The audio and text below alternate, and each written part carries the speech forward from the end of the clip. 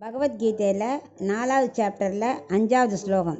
ஸ்ரீ பகவானுவாச்ச பகூனி மே வ்யதீதானி ஜன்மானி தவ சார்ஜுன தான்யகம் வேத சர்வாணி நத்வம் வேத்த பரந்தப.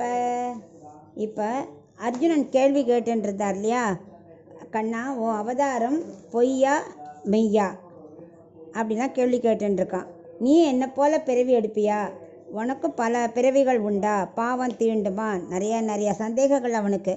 இப்போ இதில் கேட்குறான், உன் அவதாரம் பொய்யா மெய்யா அப்படின்னு கேட்குறான். அதுக்கு இவர் பதில் சொல்கிறார், கண்ணன் பதில் சொல்கிறார், பரந்தப்ப அப்படின்னு கூப்பிட்டுட்டு அர்ஜுனன் சொல்கிறார், பல ஜென்மங்கள் எனக்கும் கழிஞ்சிருக்கு. உன்னை போல் நானும் பல பிறவி எடுத்திருக்கேன். எனக்கும் பல அவதாரங்கள் உண்டு அப்படிங்கிறார்.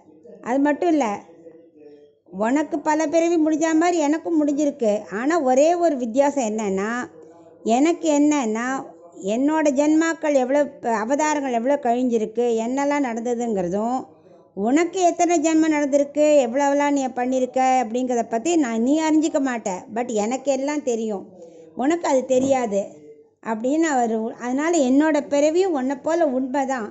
ஆனால் என்னோட மேனி அப்ராக்கிருதமான திருமேனி, உனக்கு அப்படி இல்லை, பிராகிருத திருமேனி.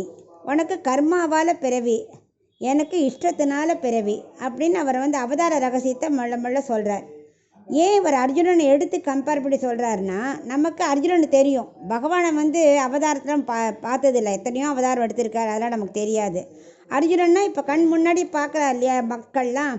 ஸோ ஒன்றை மாதிரின்னு சொன்னால் தான் மக்களுக்கு புரியும். அதுக்காக அர்ஜுனன் எடுத்து மக்களுக்கு புரிய வைக்கிறதுக்காக சாதாரண மனுஷனான அர்ஜுனன் எடுத்து இவர் விளக்குறார். அது மாதிரி எனக்கு அவதாரங்கள் 10ன்னு அர்த்தம் இல்லை, பல அவதாரங்கள் நான் எடுத்திருக்கேன். நம்ம மைண்டில் 10க்கு மேலே ஏறாது. அதுக்காக ஒரு உதாரணத்துக்காக 10 அவதாரம் வச்சுருக்காரே தவிர, அவர் எடுத்த அவதாரங்கள் எண்ணிரண்ட பல ஜென்மம் அப்படிங்கிறார். அதனால் நான் பிறந்தது வளர்ந்தது எல்லாமே உண்மை அப்படின்னு அவனுக்கு புரிய வைக்கிற ஆரம்பிக்கிறார். இதுதான் அவர் அவதார ரகசியத்தை மெல்ல ஒன்னொன்னையும் சொல்ல போகிறார்.